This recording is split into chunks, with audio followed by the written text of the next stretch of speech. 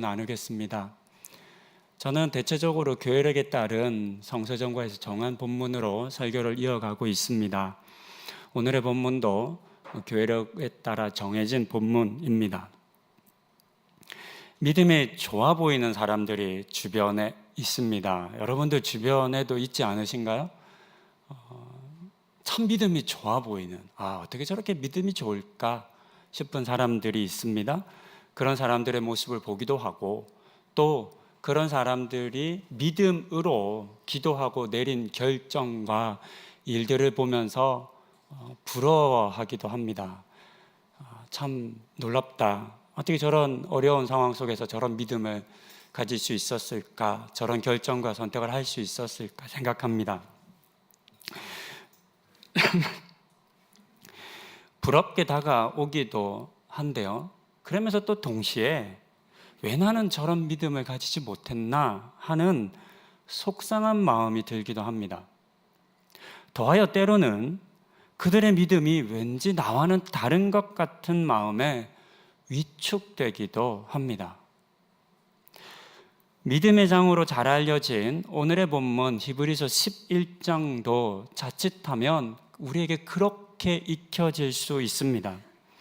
믿음의 삶을 살았던 수많은 선조들의 이름과 그들의 놀라운 이야기가 오늘의 본문에 기록되어 있습니다. 믿음의 제사를 하나님께 드렸던 아벨을 시작으로 에녹, 노아, 아브라함, 이삭, 야곱, 모세, 라합의 이야기가 기록되어 있습니다. 뿐만 아니라 32절에 기록된 것처럼 기드온, 바락, 삼손, 다윗, 사무엘, 그리고 많은 선지자들의 믿음의 사람들도 있었습니다. 그들의 믿음을 일일이 말하려면 시간이 부족할 것이다 했습니다. 그러면서 이어지는 33절 이후에서 그들의 믿음이 어떠했는지를 매우 간략하게 요약해서 정리해 주었습니다. 나라를 이긴 사람들이 있었습니다. 다윗과 솔로몬, 그리고 엘리야와 같은 사람들이 이겼습니다. 의를 행한 사람들이 있었고 약속을 받은 사람들도 있었습니다. 사자의 입을 막기도 했는데요, 아마도 다니엘을 말하는 것 같습니다. 불을 이긴 사람들도 있었습니다. 다니엘의 세 친구들의 이야기겠습니다. 칼날을 피하고 약한 중에도 강하게 되고 전쟁을 승리로 이끈 이들이 있었습니다. 여자들의 믿음도 놀라웠습니다. 죽은 자들을 부활로 받아들인 것은 사르밧 과부와 수넴 여자의 이야기이겠습니다. 그렇다고 해서 이 믿음의 이야기가 항상 승리만 있었던 것은 아니라고 알려줍니다. 심한 고문을 당해도 구차하게 풀어주기를 구하지 않았던 이들이 있었고, 조롱과 채찍질과 결박을 당하고 옥에 갇힌 이들도 있었습니다. 심지어는 돌로 치는 것과 톱으로 켜는 것과 시험과 칼로 죽임을 당한 이들도 있었다고 합니다. 예레미야는 애굽에서 돌에 맞아서, 이사야는 톱으로 켜서 죽임을 당한 것으로 알려집니다. 그뿐 아니라 예수님의 제자였던 베드로를 비롯해 스데반, 그리고 바울과 같은 이들의 삶의 모습도, 믿음의 여정도 그러했습니다. 이처럼 많은 사람들이 믿음 때문에 고통과 고난을 기꺼이 감수했습니다. 이같이 놀라운 믿음의 삶을 살았던 이들과 오늘의 나를 비교해 본다면 초라해 보이는 나의 믿음에 좌절하게 되고 또 절망할 수밖에 없을 것 같습니다. 만약 우리가 이 본문을 읽을 때 그런 감정을 느낀다면, 이 사람들은 참 정말 대단했구나, 나와는 다르구나, 나 참 믿음이 없어, 이런 마음을 느낀다면 그것은 이 본문을 잘못 읽고 있음을 의미합니다. 왜냐하면 이 본문은 그들의 믿음과 나의 믿음을 비교하기 위해서 쓰여진 글이 아니기 때문입니다. 히브리서 저자는 이 글을 읽는 사람들을 주눅들게 하기 위해서 믿음의 사람들의 이야기를 적은 것이 아니었습니다. 오히려 반대로 이 글을 읽는 모든 믿음의 사람들을 응원하고 격려하기 위해 그들이 계속해서 믿음을 이어가기를 바라는 마음으로 이 글을 적었습니다. 나 아닌 믿음 좋아 보이는 어떤 사람, 다른 누군가를 향해 손짓하며 믿음의 길을 이어가자라고 말하는 것이 아니라 바로 나를 향해 손짓하고 있습니다. 이 자리에 있는 우리 성도님들 한 분 한 분을 향해 손짓하고 있습니다. 믿음이 연약해도 지쳐도 낙심해도 포기하고 싶어도 괜찮습니다. 바로 그와 같은 우리를 향해 손짓하고 있습니다. 주저하고 포기하려는 사람들을 향한 글이 바로 오늘의 본문입니다. 이제부터 우리가 왜 믿음의 삶을 끝까지 포기하지 않아야 하는지에 대한 본문의 이야기를 함께 살펴보시겠습니다. 많은 그리스도인들이 믿음은 지극히 개인적인 것이라고 생각합니다. 다른 사람의 믿음이 나에게는 아무런 의미도 영향도 없다고 생각합니다. 그래서 내가 구원을 받기 위해서는 오직 나의 믿음만이 중요하고 또 의미가 있다 생각합니다. 틀린 말은 아닙니다. 실제 다른 사람의 믿음으로 내가 구원에 이룰 수는 없기 때문에 나의 믿음은 중요합니다. 하지만 나의 믿음이 중요한 것과 마찬가지로 다른 사람의 믿음도 나에게 중요합니다. 왜냐하면 우리의 믿음은 서로 다른 것이 아니기 때문입니다. 그 내용을 오늘의 본문이 우리에게 알려줍니다. 다른 사람의 믿음과 나의 믿음은 결코 구분되는 것이 아니라 오히려 온전히 하나가 되어야 한다라고 말하는 것이 오늘 본문의 내용입니다.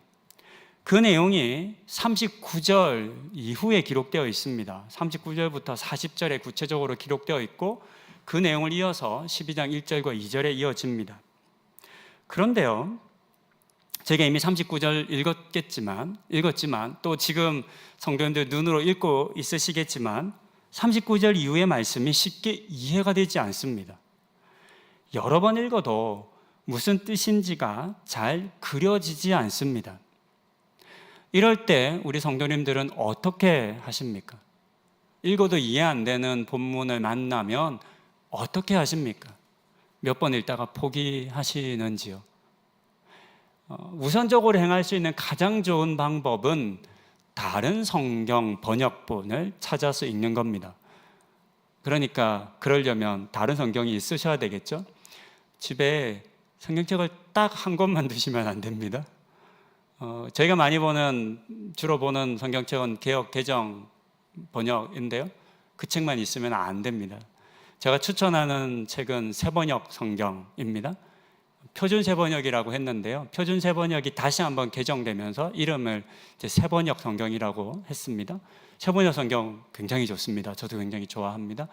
또 저희가 몇 해 전 성경 읽기 통독하면서 또 선물로 드렸던 메시지 성경 있습니다. 굉장히 좋습니다.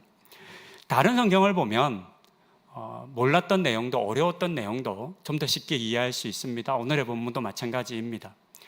다른 성경 본문을 읽어도 모르겠는 거 어떻게 하면 돼요? 저와 같은 목회자한테 여쭈시면 됩니다. 목사님, 아무리 읽어도 모르겠다고 좀 설명해달라고 그렇게 요청하시면 저희도 알면 바로 말씀드리고 모르면 공부해서 알려드리도록 하겠습니다. 오늘 저희가 함께 보니 39절부터 40절 그리고 1절과 2절은 많이 읽었지만 잘 이해되지 않는 본문입니다. 이 본문을 메시지 성경으로 한번 다시 읽고자 합니다. 제가 읽습니다. 그들이 믿음으로 사는 삶의 본보기가 되기는 했지만 그들 가운데 약속받은 것을 손에 잡은 사람은 한 사람도 없었습니다. 하나님께서는 우리를 위해 더 좋은 계획을 가지고 계셨습니다. 바로 그들의 믿음과 우리의 믿음이 완전하고 온전한 하나의 믿음이 되게 하는 것입니다. 우리의 믿음 없이는 믿음으로 산 그들의 삶도 온전해질 수 없습니다. 길을 개척한 이 모든 사람들, 이 모든 노련한 믿음의 대가들이 우리를 응원하고 있다는 말이 무슨 뜻인지 알겠습니까? 그들이 열어놓은 길을 따라 우리가 앞으로 나아가야 한다는 뜻입니다. 달려가십시오. 절대로 멈추지 마십시오. 영적으로 군살이 붙어도 안 되고 몸에 기생하는 죄가 있어서도 안 됩니다. 오직 예수만 바라보십시오. 그분은 우리가 참여한 이 경주를 시작하고 완주하신 분이십니다. 그분이 어떻게 하셨는지 배우십시오. 그분은 앞에 있는 것, 곧 하나님 안에서 그리고 하나님과 함께 결승점을 지나는 기쁨에서 눈을 떼지 않으셨기에 달려가는 길에서 무엇을 만나든 심지어 십자가와 수치까지도 참으실 수 있었습니다. 이제 그분은 하나님의 오른편 영광의 자리에 앉아 계십니다. 메시지 성경은 오늘 우리가 보았던 본문의 의미를 풍부하게 해석해 줍니다. 우리 앞서 믿음의 삶을 살았던 수많은 사람들이 있었습니다. 하지만 그들은 아직 약속된 것을 받지 못했습니다. 왜냐하면 믿음의 경주가 아직 끝나지 않았기 때문입니다. 히브리서 11장을 읽으며 예전에 어렸을 때 재밌게 보았던 역전 마라톤이라는 텔레비전 중계가 떠올랐습니다. 역전 마라톤 아시죠? 요즘은 안 하는 것 같아요. 중계도 안 하고 이런 말도 잘 안 쓰더라고요. 이렇게 검색을 해봤는데 요즘은 잘 안 씁니다. 아마 젊은 사람들은 역전 마라톤이라고 하면 잘 모를 것 같습니다. 낯설 것 같습니다. 보통 우리가 아는 마라톤은 한 사람이 처음부터 끝까지 경기를 완주합니다. 하지만 역전 마라톤은 몇 개의 구간으로 나누어서 여러 사람들이 한 팀이 되어 각자 맡은 구간을 달리는 경기입니다. 어렸을 때 역전 마라톤이라고 하는 경기 중계를 꽤 봤던 기억이 납니다.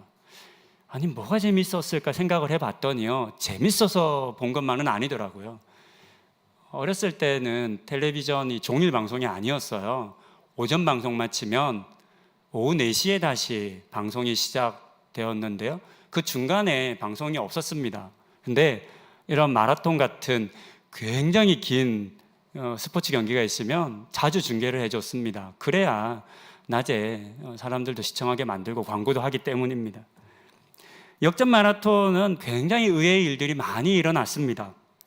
한참을 앞서가던 팀이라도 끝까지 승부를 장담할 수 없었습니다.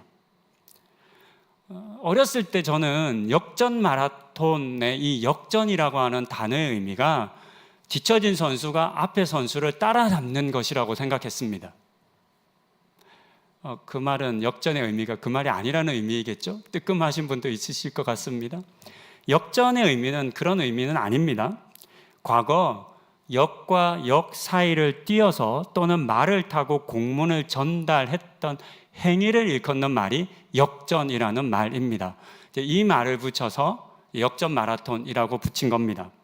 하지만 실제 역전이라고 하는 그 행위, 뒤처진 선수가 앞선 선수를 따라잡는 그런 의미로 이해해도 충분할 것 같습니다. 왜냐하면 실제로 그런 일들이 경기에서 많이 일어났기 때문입니다. 각 팀마다 전략을 다르게 짰는데요, 잘 달리는 선수를 앞서 내세운 팀도 있었고 반대로 가장 잘 뛰는 선수를 마지막에 낸 그런 팀도 있었습니다. 이런 여러 이유로 인해서 실제로 경기는 긴장감이 매우 컸고 또 역전도 많이 일어났습니다. 역전 마라톤에서 중요한 것이 하나 있습니다. 가장 중요한 것은 아무리 늦었다 해도 자신이 맡은 구간을 끝까지 완주해야만 한다는 것입니다. 만약 포기해버리면 다른 선수들이 아무리 빨리 잘 달린다 해도, 내 다음 선수가 세상에서 가장 빠른 선수라 해도 그 팀은 승리할 수 없습니다.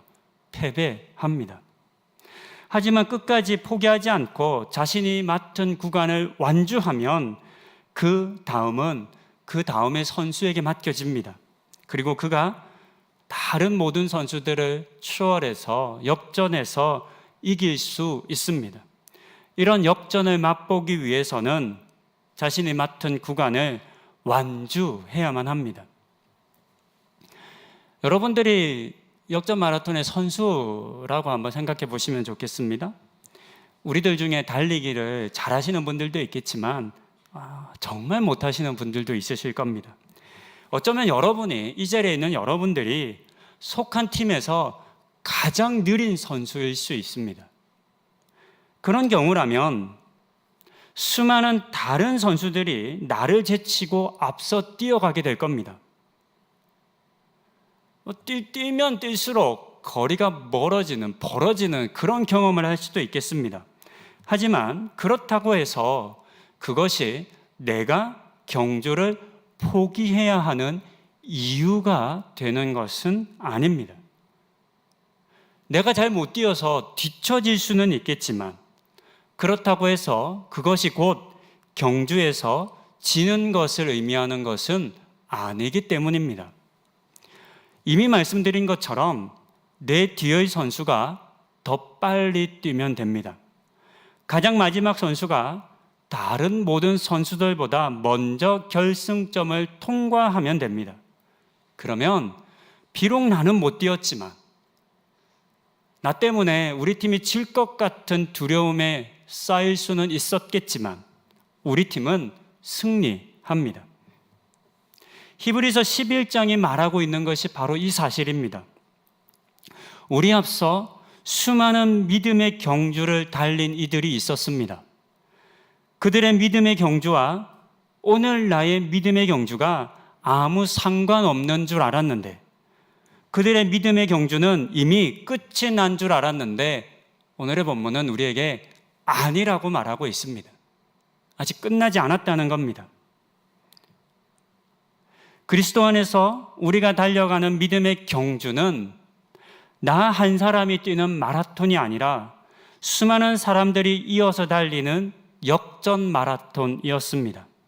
그러니 오늘 내가 열심히 달려가는 믿음의 경주 또한 아직 끝나지 않았다는 것을 우리는 알아야 합니다.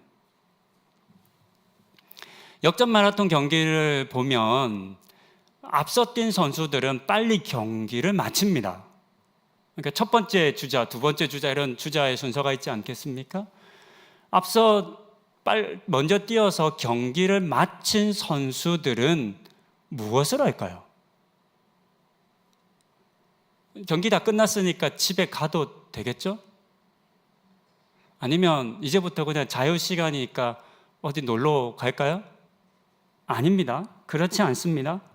차를 타든 오토바이를 타든 모든 이미 앞서 경기를 마친 선수들은 결승점으로 갑니다. 그리고 함께 모여서 마지막 선수가 들어오기를 기다립니다. 이때 선수들 그냥 기다릴까요? 그렇지 않습니다.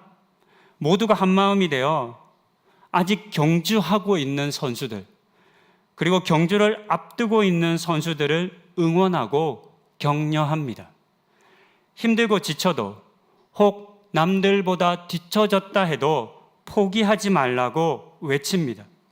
그것이 오늘의 본문이 우리에게 전하는 핵심입니다. 우리 앞서 믿음의 경주를 최선을 다해 뛰었던 구름같이 허다한 증인들, 즉 믿음의 선조들이 결승점에서 지금 우리를 응원하며 기다리고 있습니다. 그러니 우리는 나에게 맡겨진 경주를 포기하지 않아야 하겠습니다.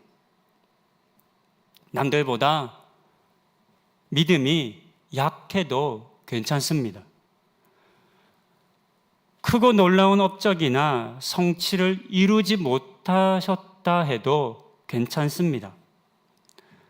혹 과거보다 믿음이 약해졌다 느끼시는 분들도 계시겠습니다.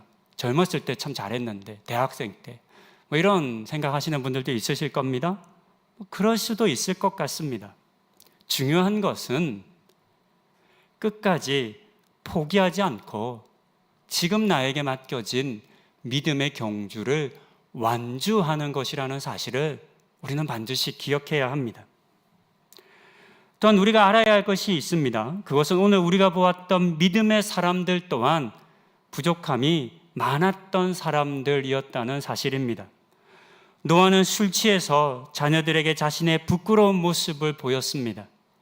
아브라함은 2번이나 하나님의 약속의 땅 가나안을 떠나 애굽을 향하려 했고 그때마다 아내를 누이라 속였습니다. 야곱은 아버지와 형을 속이는 거짓말장이었고 모세는 자신의 힘으로 이스라엘을 구원하려 했고 그러다 도망자가 되었습니다. 다윗은 하나님을 많이 사랑했지만 우리아의 아내 밧세바를 범하는 죄를 지었습니다. 이 외에도 성경 속 믿음의 경주를 했던 그 사람들의 모습을 보면 그들에게도 많은 부족함이 있었고 때로 연약했고 또한 죄가 있었음을 우리는 알 수 있습니다. 하지만 우리 하나님께서는 그럼에도 불구하고 그들의 믿음을 의로 여겨 주셨습니다.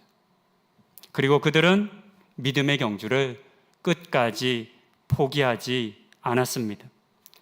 우리도 마찬가지입니다. 우리가 모든 것에 있어서 완벽해야 하는 것은 아닙니다. 하나님께서도 우리에게 그것을 요구하지 않으십니다. 우리는 참 연약합니다. 자주 넘어지고 의심합니다. 죄도 짓습니다. 하지만 그럼에도 불구하고 하나님께서는 우리와 함께 달려주십니다. 말씀을 정리합니다. 앞서 읽었지만 메시지 성경 40절은 이렇게 말합니다. 바로 그들의 믿음과 우리의 믿음이 완전하고 온전한 하나의 믿음이 되게 하는 것입니다.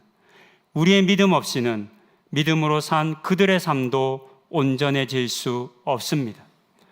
이처럼 믿음은 나만의 것이 아니라 모든 믿는 자들의 것입니다. 우리는 혼자만 믿음 생활한다는 착각에서 벗어나야 합니다. 나 혼자 잘하면 된다는 교만도 버려야 하고 나 때문에 졌다는 패배의식도 이겨내야 합니다.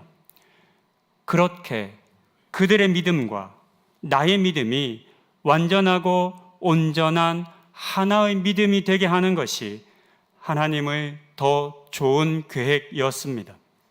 이 더 좋은 계획이 지금 여러분들을 통해서 이루어지고 있습니다.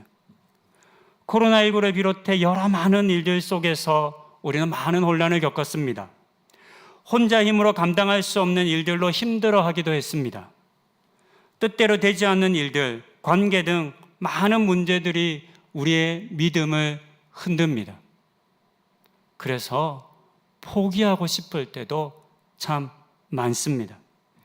이런 우리를 향해 오늘의 본문 속 믿음의 선조들이 아벨을 시작으로 에녹이, 노아가, 아브라함이, 이삭이, 야곱이, 모세가, 라합이, 다윗이, 다니엘이, 수넴 여인이, 이사야가, 엘리야가, 예레미야가, 그리고 이름을 다 나열하지 못했지만 수많은 믿음의 경주를 우리 앞서 뛰었던 모든 이들이 오늘의 나를 향해 힘내라고, 포기하지 말라고, 끝까지 달려오라 응원하고 격려하고 있습니다.